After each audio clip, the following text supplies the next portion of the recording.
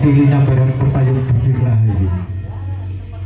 Kula ngaturaken sewa gunging aksuma ugi pinaringana kawula buka wiwaraning suka wonganing wicara duaraning Meninggih Pratoba awit saking keparenganipun Bobo Sugiyanto sekalian garwa Ibu Kasminah inggih dalu menika badhe hanindakaken Bupati Purworejo Walujodo nebus kembar mayang kangge syarat sarana dawuhipun temanten wonten ing Bejing-bejing.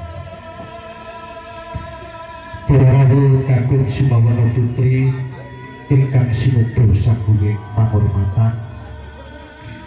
Beliau panjenenganipun Bobo Sugiyanto sekalian garwa Ibu Kasminah Hangayai Darmaning Sepuh Anggraket Sekar Cempaka Mulya utawi ngomah-ngomahaken putra putrinipun ingkang paring asma Eka Puspitarini.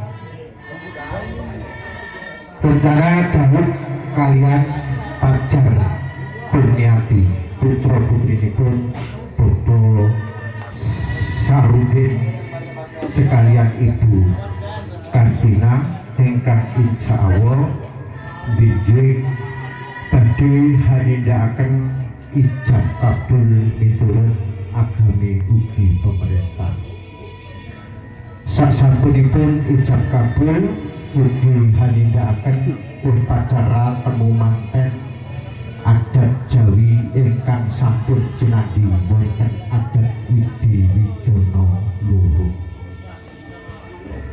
Bapak Ibu ingkang tansah sinuduh sagunging pangurmatan, upacara temu manten adat Jawi menika wonten syarat sarananipun inggih menika kembar mayang ingkang badhe dipunwara penebusan kembar mayang ingkang badhe dipun nampaken wonten kelurahan dalu menika.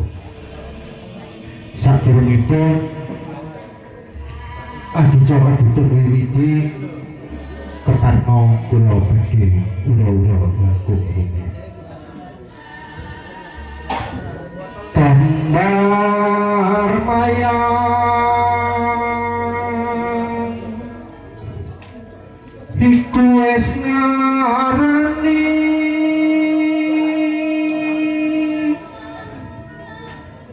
kembar padha mayang iku sekar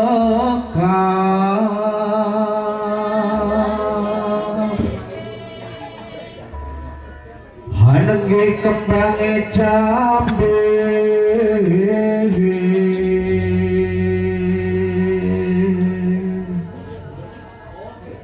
rinake tadi luhur dadya sarap nanira iki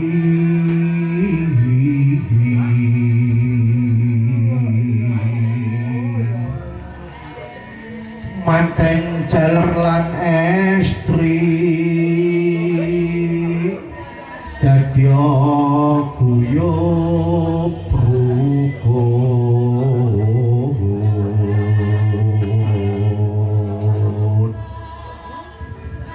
pinercaya ing yang sukma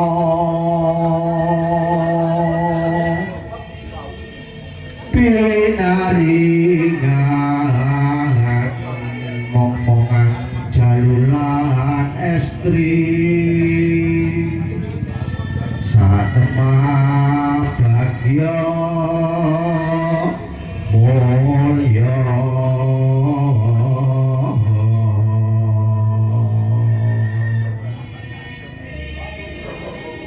kula nuwun Bobo wonten wigatos punapa kula diaturi tindak wonten ing mriki punika ya wakil bisa.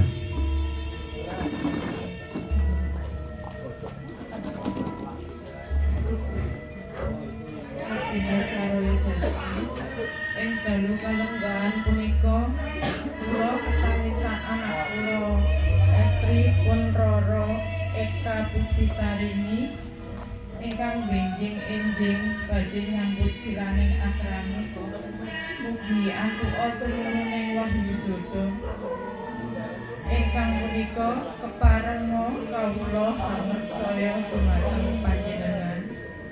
Mugi kersa angupadi tumuruning wahyu dodo ingkang awujud kembar mayang kangge hanjang repi manggih temanten kekalih. Dene sampun pikantuk mugi lajeng kersa kamboyong kang asta tumuju ing wisma pawiluhan mriki. Ngestakaken dawuh menawi miturut kula wangsul ing jagat punika kembar mayang wontene utawi dununge wonten padhetokan Sidodadi Kabawa wewengkon Sidomulya. Rening sedaya menika sampedina keparenga kula badhe nyuwun pamit. Mugi-mugi menapa ingkang dados panyuwune panjenengan Gusti tansah ijabahi. Keparenga kula badhe nyuwun pamit nyuwun pangestunipun. Monggo Inggih nderekaken sugeng tindak Adimas Saraya Jati. Mugi lampah panjenengan manggih rahayu sepen saking pringgabayaning marga. badhe nyuwun pamit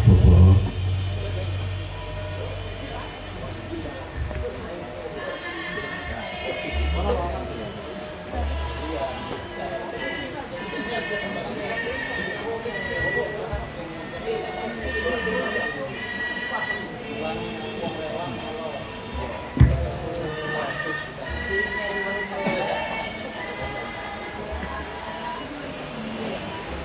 dan waspadake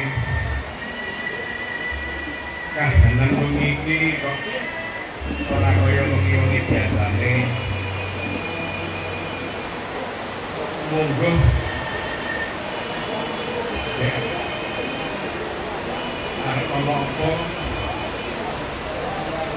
sapa sing arep teko ning padepokan kene ya tak antine sawetara waktu sinambi nyambutaken ing wayang. Biasane ya udan perkembangan karo Benewatu.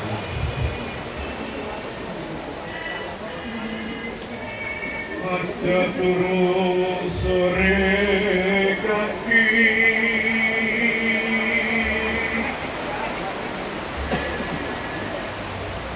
ana dewa nglang jagat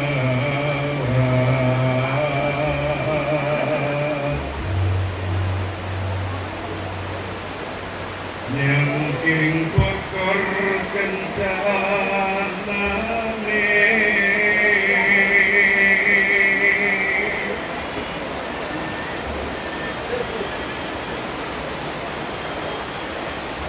isine tungo tekula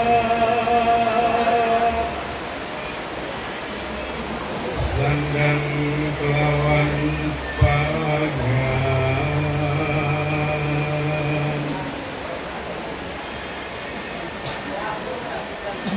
yaiku bagianipun wong melek sabar narimo. Kula nuwun Kyai.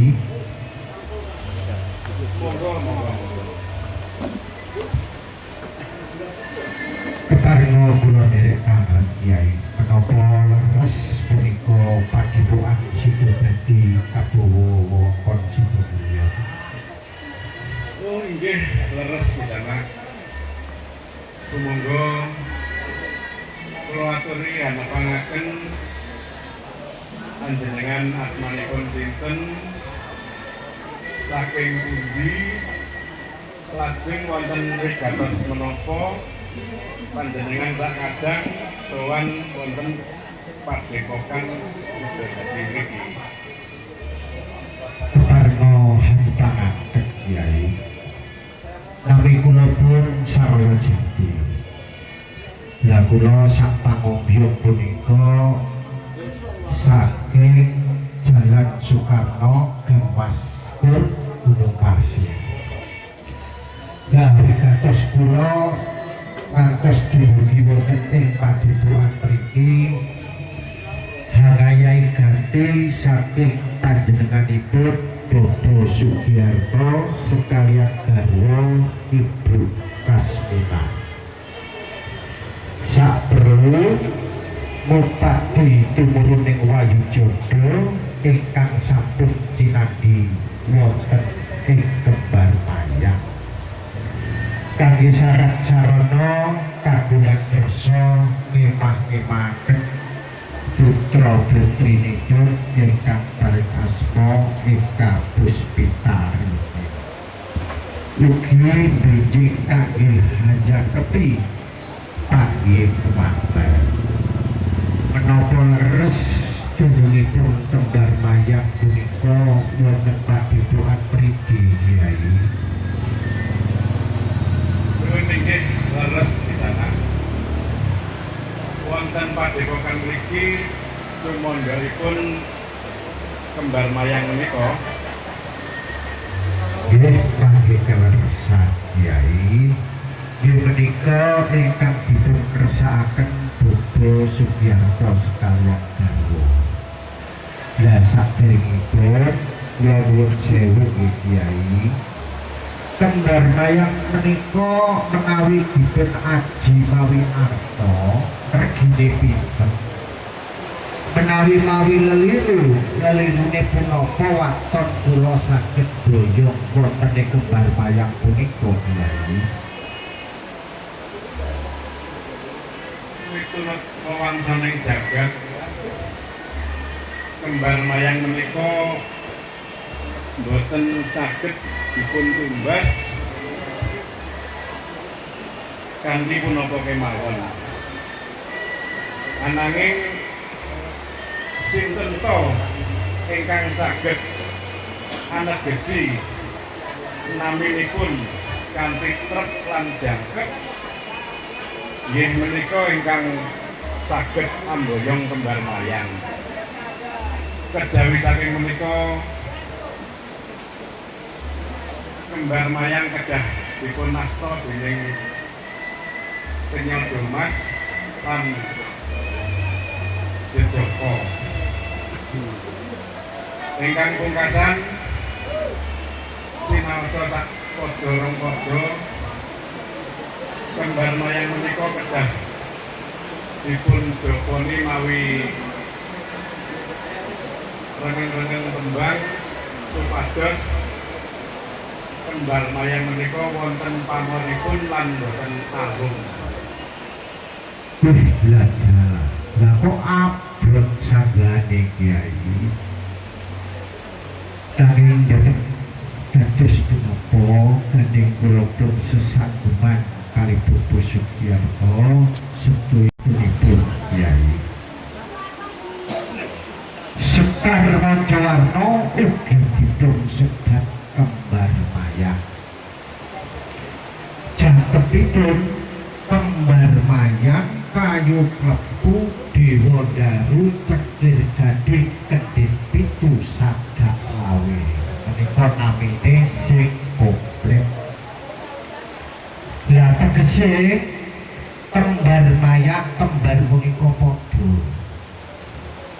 Mayang menika nur utawi caya.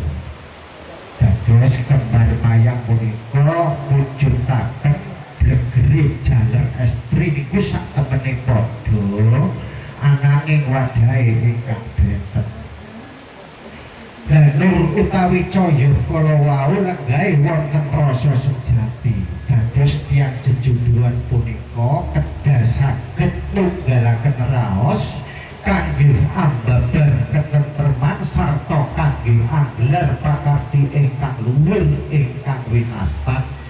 Allah inggih menika sidarane nyawa. Kayu kletu dewa daru. Kayu menika kayu nggih. Kletu kletek. Dewa titah ingkang luhur daru menika derajate gesang. Dados tiyang jejodhoan punika kedah gadah gegayuhan ingkang luhur junduh kaliyan ketubangan tiyang sepuh sageta dados panuntuning satriyane bangsa Tama ingkang saged memayu hayuning kaluwarga. Cengkir gading, cengkir kencenge pikir gading gadang. Kendhit itu kendhit punika pangiket utawa sabuk ingkang kiyat dados tiyang kekalih punika kedah saling iket katresnan.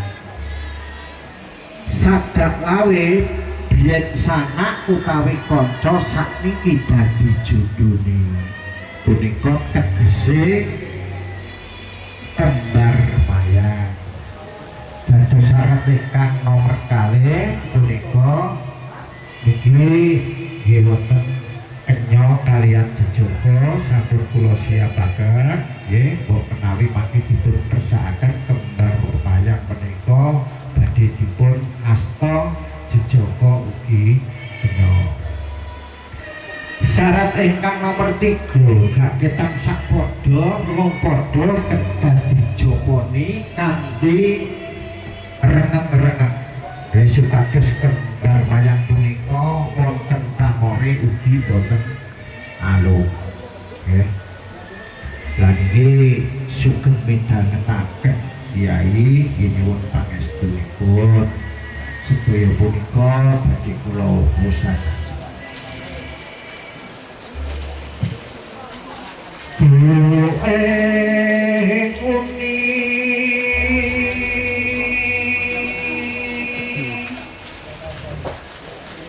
Sabto widodari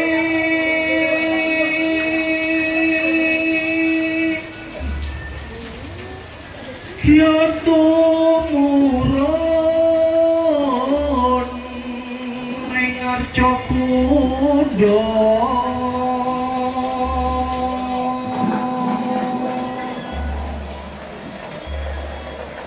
ngasta puspitorino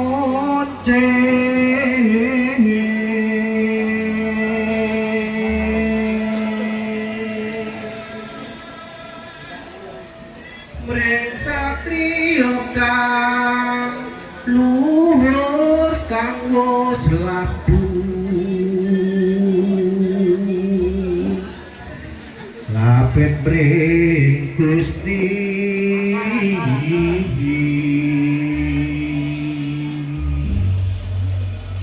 Ginanjar Wayutama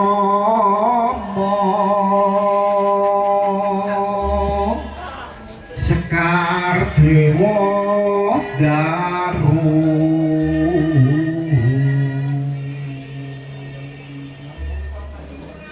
ingkang awujud kembar mayang iku dadya syarat sarana wigati tumrap kang mantu putra namung semanten gayuh kula Kyai menawi leres lan botene kula sumangkaken jumoga.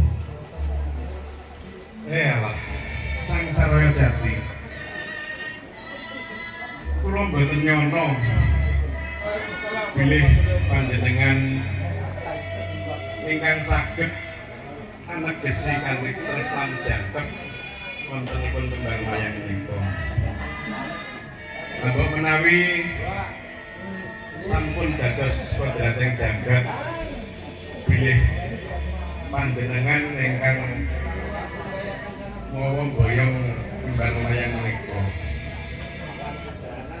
Wekdal menika kembar mayang kula pasrahaken sumangga kula aturi hanampi. Nggih, matur nuwun Kyai, kula kapi kanthi bunga manah kanthi renaning begali lan mangke badhe kula aturaken dumateng Bobo Sugiarto sekalian garwa benjing saged didamel sarap sarana anggenipun ngomah-ngomahaken putra putrinipun. Rening sedaya menika sampun jagep keparenga kula badhe nyuwun pamit medal pasilat lan nyuwun pangestunipun Kyai. Kula namung saged andherekaken sugeng kondur saha ngaturaken puji donga dhumateng Gusti mugi lampah panjenengan sakadang ngantos dumugi ing dalem tansah amanggih rahayu kawis saking Rubeda ing marga. Nggih, keparenga kula badhe nyuwun pamit Kyai, mangke badhe kula aturaken dumateng panjenenganipun Bobo Sugiarto. Nyuwun pangestunipun Kyai, nyuwun pamit.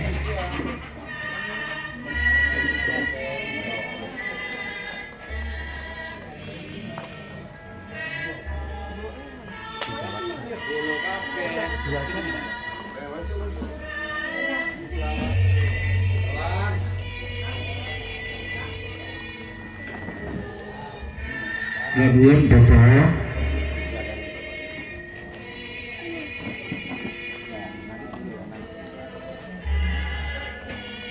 Benar sih.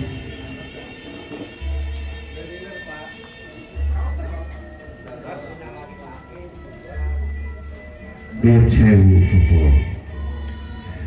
Niki berkat saking kemurahan Gusti saha pangestuning panjenengan kula sampun kuwawa mboyong wonten ing kembar mayang punika. Wekdal iki badhe kula pasrahaken dhumateng panjenengan keparenga hanapi wujuding kembar mayang punika kangge sarana dawuhipun temanten wonten ing pinjing-pinjing. Adimas Sarya Jati, kula tampi kanthi bingah ing manah awit saking berkah saha pitulunganipun panjenengan menapa ingkang kula kersakaken saged kelampahan. Kula sekeluarga namung saged ngaturaken matur nuwun dhumateng panjenengan. Nggih, sami-sami Bapak, mugi-mugi menapa ingkang dados panyuwun panjenengan Gusti tansah mujabahi. Rening sedaya menika sampun cekap sampun jagep keparenga kula badhe nyuwun pamit.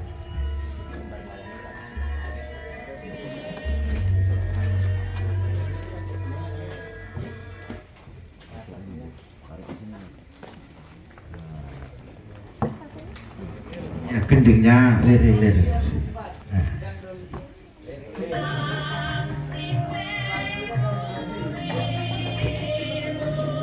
Diambil lagi. Gantian, pelan dulu, tunggu dulu.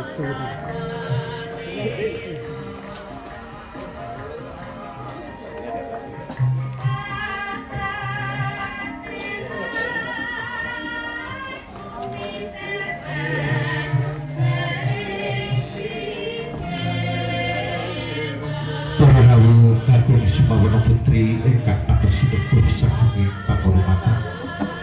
Paripurna adicara Bupati Jemurining Wayu Judha nebus kembar mayang. Kula minangka pambiwara adicara hambuk bilih wonten keladi ing wicara kuranging subasita ingkang tansah boten hanuju prana. Kula tansah nyuwun lumaturing sisamudra pangaksara. Akhirul kalam billahi taufik wal hidayah. Wassalamualaikum warahmatullahi wabarakatuh. Kula nuwun.